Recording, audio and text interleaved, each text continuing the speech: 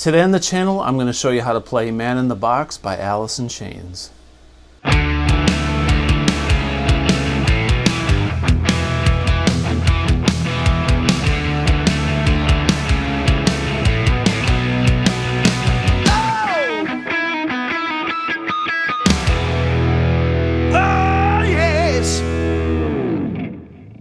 Hey everybody, welcome back to the channel. Today we're going to learn how to play Man in the Box by Alice in Chains.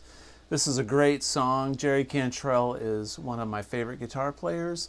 He's got some mean tones and we're going to dig into this right now. So first of all, Alice in Chains tuned to E flat. So we're tuned to E flat today. Here's my E flat. Alright, this song has a real dark aura to it, okay? Lane Staley's voice is just so haunting. The guitar riffs are so haunting. And one of the things that make this riff in the beginning so cool is we're riffing on an E, or I should say E flat, but we're going to play this D on the A string on the 5th fret, and we're going to play this E, open low E. So those two together sound like this. Okay?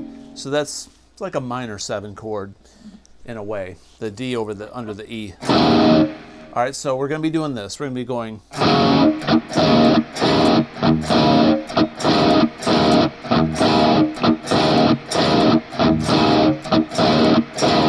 My right hand technique on this is kind of essential in doing this riff. You've got to be able to go and then palm mute, and at the same time I'm lifting my hand up off the strings a little bit and then muting them also. So I'm going.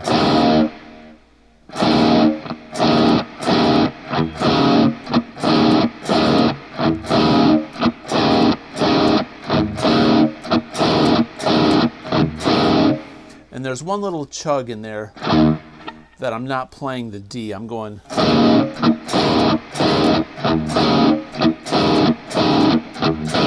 So this hand sounds like.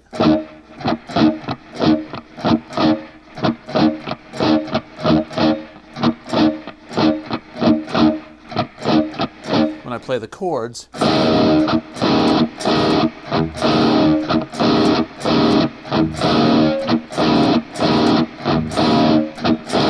Okay, so that's the one riff there in the beginning, and it's during the verse. And then he does this little thing at the very end of that. If he goes a few bars, he goes. So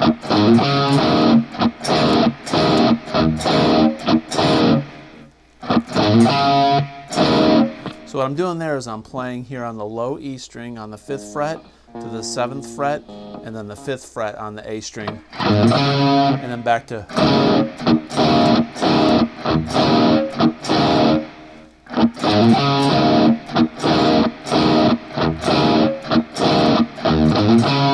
He doesn't do that every 4 times, but it's in there before.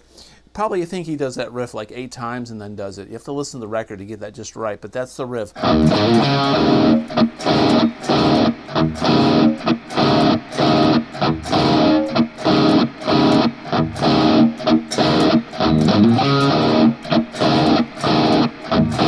Okay, so that's the main part there.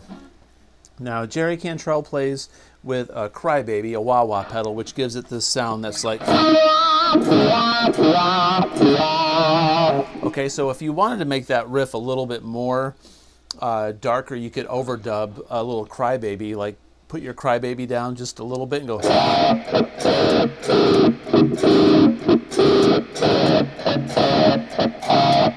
What I'm doing there is I'm slowly pressing down on the Crybaby and slowly bringing it up as I'm doing that riff.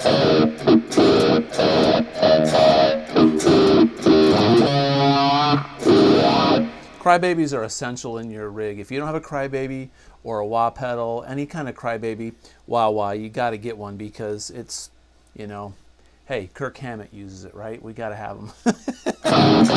Okay, so then there's this little riff that he plays along with a lead vocal, and it goes like this. It goes.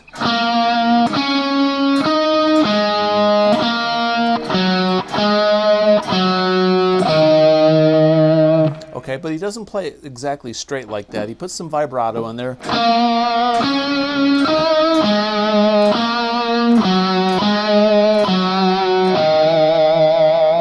goes.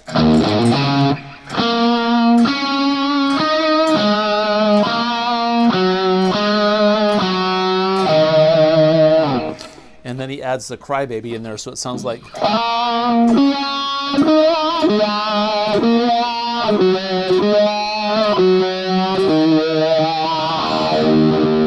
you might hit that low E. You want to slide into it. So what I'm playing there is I'm up here on the 9th fret on the D string, the 7th fret on the G, and the 9th fret on the G. That's the first part, and then it's 7 on the D, then 9 on the D, and then 5 on the D, 7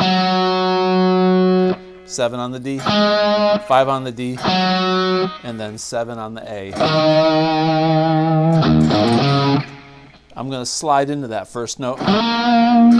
It's very vocal-like, so he's emulating the vocal. So I maybe start 1 or 2 frets, like 2 or 3 frets below that 9th fret on the D string. And that vibrato I'm doing on it is I take my middle finger and I take my ring finger, and I'm fretting with my ring finger, but that extra support with my middle finger allows me to get that really nice vibrato. And I'm really just bending down on the string. I'm not bending up.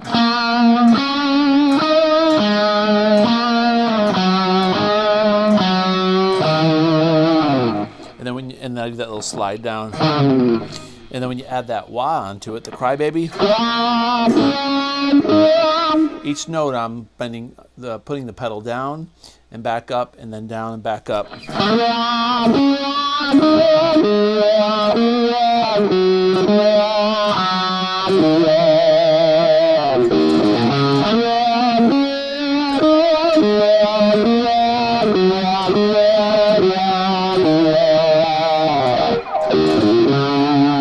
I'm using a Morley Bad Horsey 2 pedal. It's a Steve Vai pedal. I love it because I don't have to push on the pedal to engage it and press that button. It comes on immediately when I press the pedal down. So it's really nice to use. All right. So that's the main part of the very beginning. The verse is that.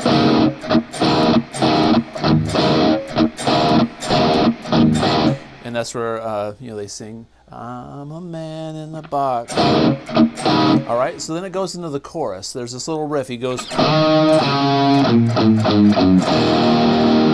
what I did there is I'm on the A string on the 7th fret. I'm on the A string on the 5th fret.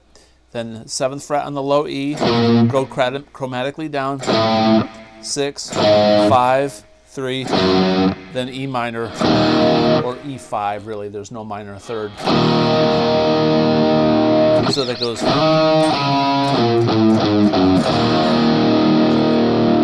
Okay, so then the chorus part is easy. It's 4 chords, it's E, G, D, and A.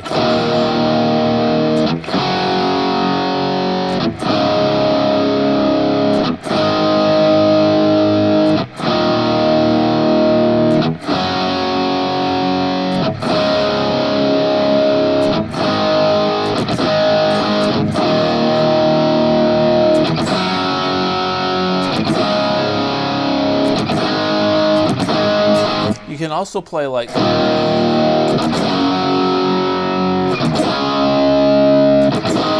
think it sounds better at the root. One thing I forgot to mention is there's that little kind of a pre-chorus thing where he goes, "Won't you tell me," something like that. He plays a G.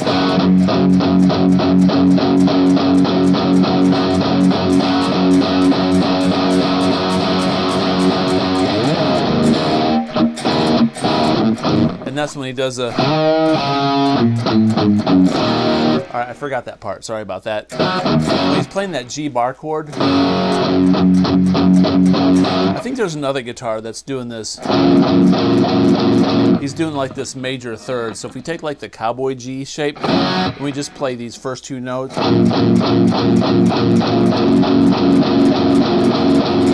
it's really got that nice third sound in it, and the other guy, or other, it's just Jerry on it, the other track. It's probably just doing the.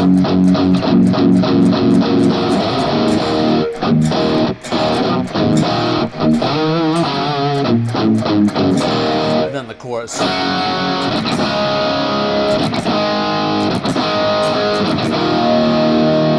So E, G, D, A. On that D chord down here on this root chord, I'm playing an A on top of that D to make it sound extra heavy. Then down to the A. So it's just A, D, A, D. The middle 4 string. And then it goes back into...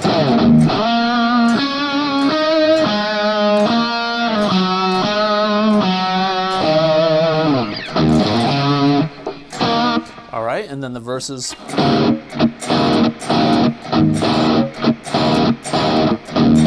Okay, and then it goes back into that pre-chorus.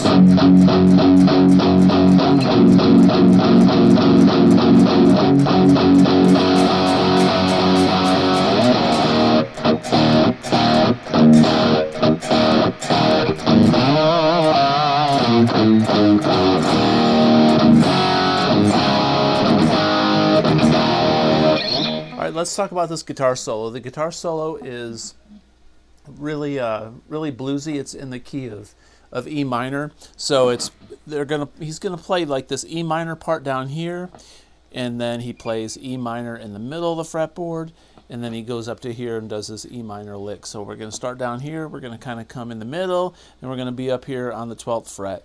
Now E minor is the same as G major pentatonic, the relative major and minors. So during the guitar solo, he's going to be playing over that G, right? But we're going to stay in the E minor pentatonic box shape because it's the same key. It's G major. So he's playing G major over this, which it sounds like he's doing something really different, but he's not. He's just playing this E minor shape, and I'm going to show you that right now, okay?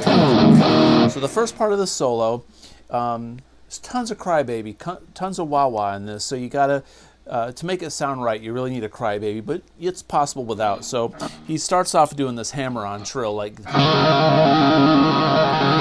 that. So we're on the D string, and we're going to hammer on open D to this E on the 2nd fret. And I'm using my middle finger because that's my most powerful finger. And I'm taking this hand and I'm muting the A and the D string down here, kind of the E string. Not really that heavily, but I'm keeping my strings from rattling, keeping them under control.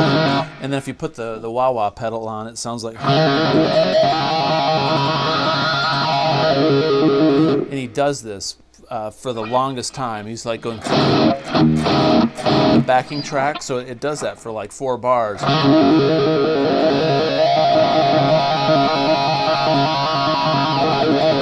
It's really cool because he's got that crybaby going on there, and he really accentuates that, so you can really feel it, the emotion. That's one thing about Jerry Cantrell that's really cool is, he does some pretty shreddy, like cool stuff, but he was really a deep player. He really went for the tone and the vibe of the solo over like flash, but he had little bits and pieces of flash in there that made you go, wow, that was really cool. But it was tasteful. So anyway, that little, I'm going to pick once, hammer on. All right, then we're going to move up to this middle section where it goes. Okay, so what that is we're on the 7th fret, the 9th fret, on the D and the G string. And this note here on the G string on the 9th, he bends it 1.5 steps. So he's bending it all the way up so it sounds like a G. All right, so you got to hear that. Then he lets it go and he goes chromatically. What I did there was 9, 8, 7 on the G, 9, 8, 7 on the D.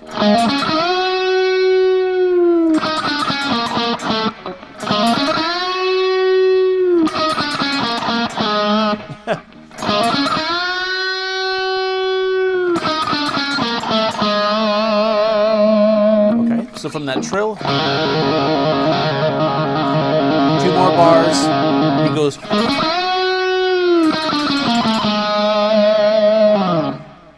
Okay, and then it goes like this. He goes.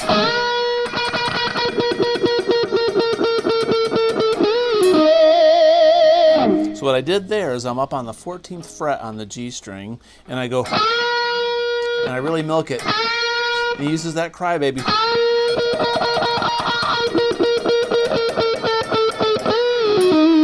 So we're going to release that 14th, that bend on the 14th. We're bending it a whole step up. And as we bend it down, we release it, we pick, and we go back up. And we're going to pull off. We're going to pull off to the 12th, and then we're going to play the 14th fret on the D. So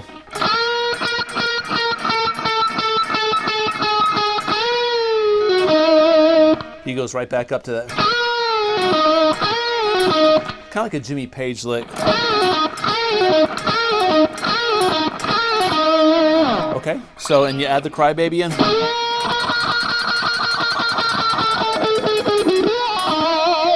Okay, then he's got this.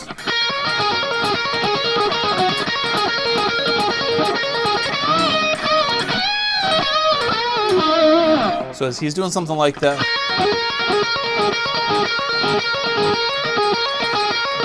So what, excuse me, so what I'm doing there, I'm on the E minor pentatonic shape with the box shape up here.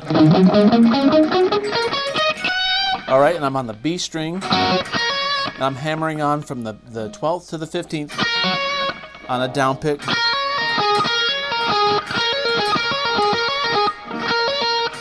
So I'm going like that first, which is 12, 15, 12, and then I'm going to play the 14th on the G.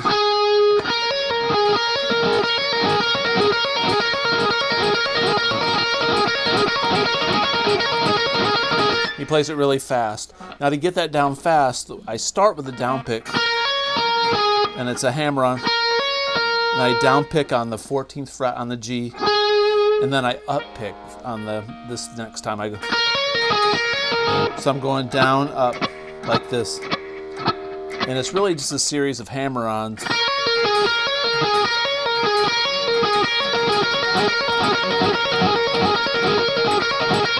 It starts with a down pick though.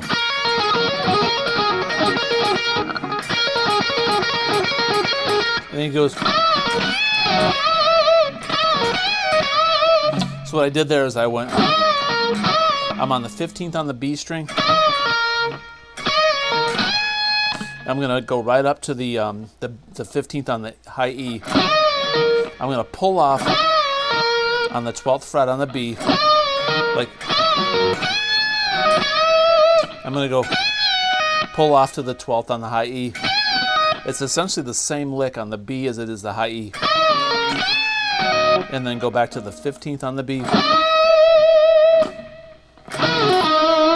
And go back down like that. So once again, it's...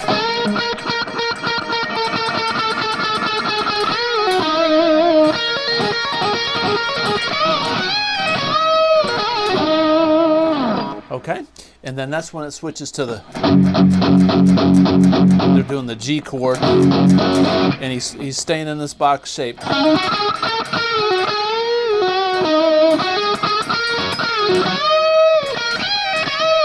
So what he's doing there, there's two guitar parts. It's kind of confusing because there's like 2 or 3 guitars in there, and it almost sounds like he intentionally mixed it that way, like he was improvising and they just left a bunch of his little improvs over each other. So the part that I pick out the most goes something like when he goes,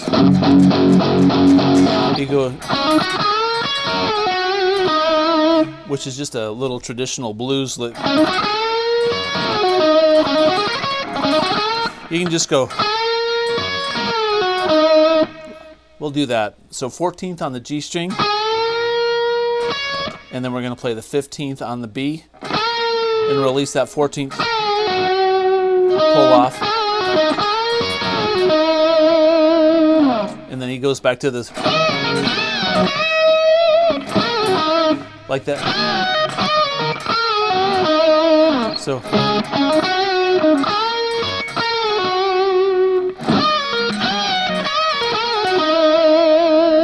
and that's all over. Once again, it's kind of hard to pick out what he's doing there, but it's right there in that.